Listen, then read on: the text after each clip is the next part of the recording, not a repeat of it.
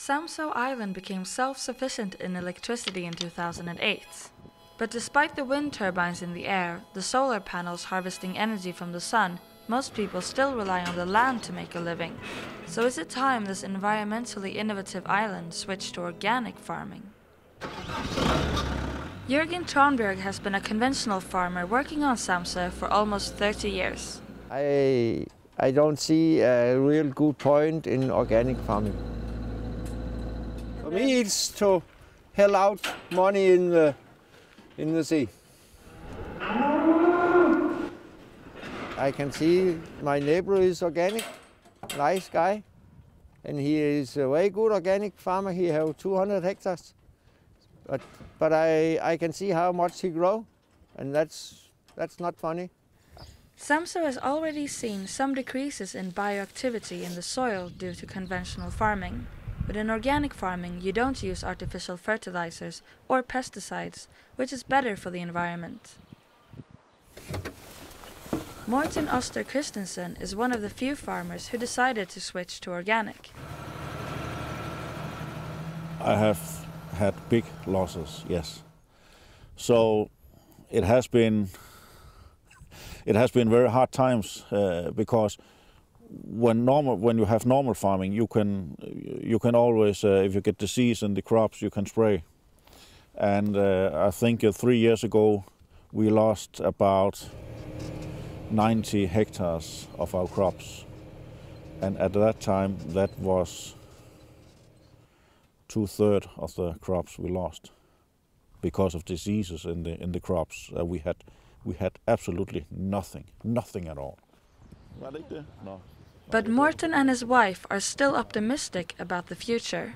We think we are finding a way out now. We are starting out our own flower plant, where we make the crops from the fields direct into the flower plant and sell more directly to the customers.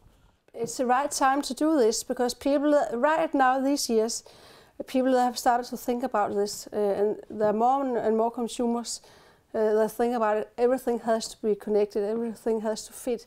No. We want to have something that is healthy, that is not filled with artificial things, and that is in respect of nature. The municipality at Samso monitors closely the effect farming has on the environment. Recently, they had to stop the activities at 2 farms to ensure that the people in the north can continue to drink clean water.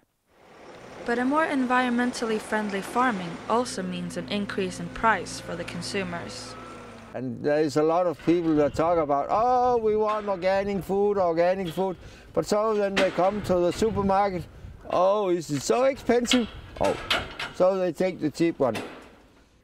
The higher cost is one reason why the organic sector represents only 10% of the total food production in Denmark.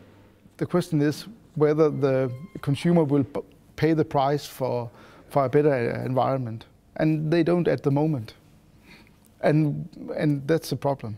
You can also do it on animal health, for example. Would you pay an extra price because we give the pig 3 extra square meters? Yes or no?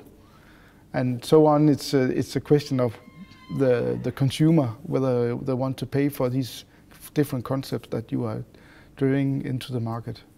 Whether the future loaves of bread will be baked with Samso organic flour or not remains to be seen. And it might take a bigger environmental crisis for farmers and consumers to feel it's worth to make the switch.